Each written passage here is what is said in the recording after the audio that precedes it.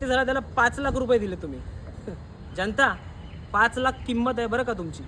5 लाखाची किंमत ठरवली जाऊ आमची. आणि ज्याने जो ब्रिज बांधला त्याच्याकडून 6 कोटीची फाईन तुम्ही घेतली पेनल्टी म्हणून. ते 6 कोटीही तुम्ही त्यांना देऊ शकत नाही. ह्याच्यातून पण तुम्ही 5,95,00,000 प्रॉफिट काढलात.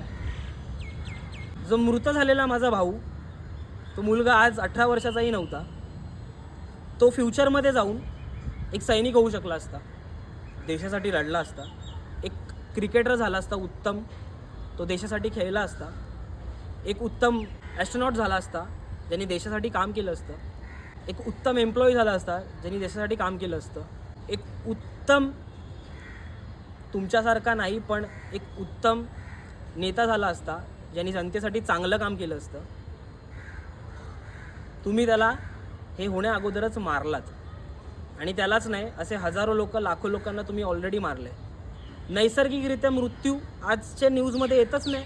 अल्पशा आजाराने मृत्यू झाली, वेळ आली म्हणून गेला, पण तुम्ही वेळेच्या आधी गव्हर्नमेंटच मारताय. ॲक्सिडेंटमध्ये काय, तर ते खड्ड्यांमध्ये पडून काय मरतायत. तुम्ही साधे खड्डे नाही भरू शकत, तुम्ही साधे चांगले रस्ते नाही बनवू शकत. टॅक्स मात्र घेता, फाईन बरोबर मारता. 4 व्हीलर दनादन, 2 व्हीलर द्या दनादन फाईन. आम्ही तेवढं भरतोय, टॅक्सही भरतोय, फाईनही भरतोय. हे जात आहेत कुठे पैसे? हे नेहमी होतच राहणार आहे. आणि जनता आपण फक्त बघतच राहणार आहेत. 2 दिवस शोककला, 2 दिवस त्याच्याबद्दल बोलणार, 3ऱ्या दिवशी व्हॅनिश, गायब, नवीन न्यूज त्याच्यावरती बोलणार. झालेली गेली. हे नेहमी होत राहणार. आपण फक्त भोगत राहणार, हे फक्त मजा घेत राहणार.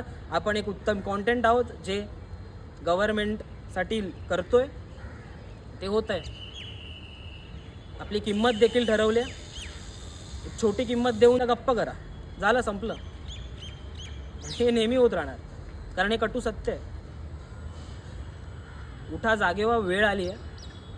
बोला, दिलंय, यूज करा, सत्याच्या मार्गाला रागा.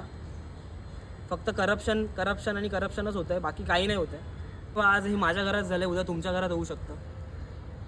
आज माझा भाऊ गेला, तुमचा जवळचा कोणतरी जाऊ शकतो. बोला.